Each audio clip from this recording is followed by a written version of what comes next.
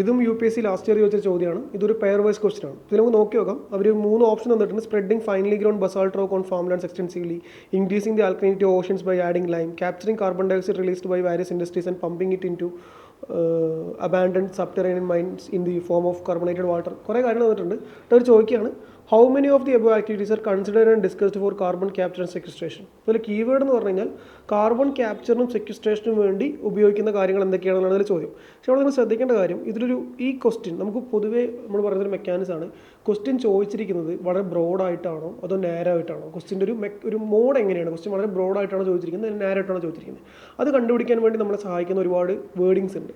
ഇവിടെ നമ്മൾ നോക്കിക്കഴിഞ്ഞാൽ നിങ്ങൾക്ക് മനസ്സിലാക്കാൻ പറ്റും UPSC യുണീക്ക് ആയിട്ടുള്ള ഇത്രയും കാലം ഉപയോഗിക്കാത്ത ഒരു പുതിയൊരു വേർഡാണ് അവർ യൂസ് ചെയ്തിരിക്കുന്നത്, കൺസിഡേർഡ് ആൻഡ് ഡിസ്കസ്ഡ്. ഓക്കെ, ഇത് മുകളിൽ പറഞ്ഞ how many of the above activities, മുകളിൽ പറഞ്ഞ എത്രയെല്ലാം ആക്ടിവിറ്റീസ് ആണ് കൺസിഡർ ചെയ്യുകയും ഡിസ്കസ് ചെയ്യുകയും ചെയ്തിരിക്കുന്നത്. എന്തിനു വേണ്ടിയിട്ട്? കാർബൺ ക്യാപ്ചർ ആൻഡ് സെക്വിസ്ട്രേഷൻ കാര്യത്തിൽ.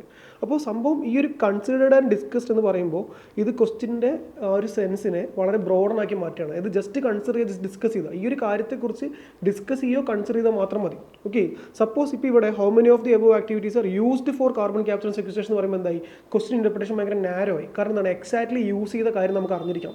ഓക്കെ, ഏതൊക്കെ യൂസ് ചെയ്യാൻ പറ്റുമെന്നുള്ള അറിഞ്ഞിരിക്കാം. പക്ഷേ ഇവിടെ അങ്ങനെയല്ല ചോദിച്ചിരിക്കുന്നത്. പകരം അവരെന്താണ്? Consider and discussed. അപ്പോൾ മോള് പറഞ്ഞ ഏതെങ്കിലും ഒരു കാര്യത്തിന് ഒരു ചെറിയ പോസിബിലിറ്റി, കാർബൺ ക്യാപ്ചർ ആൻഡ് സെക്വിസ്ട്രേഷൻ ചെയ്യാനുള്ള ചെറിയൊരു പോസിബിലിറ്റി ഉണ്ടെങ്കിൽ എന്താണ്? അത് നമ്മുടെ ആൻസറിലേക്ക് വരും. നമ്മൾ ഇൻ്റർപ്രിറ്റ് ചെയ്യാൻ പോകുന്നത് എന്താണ്?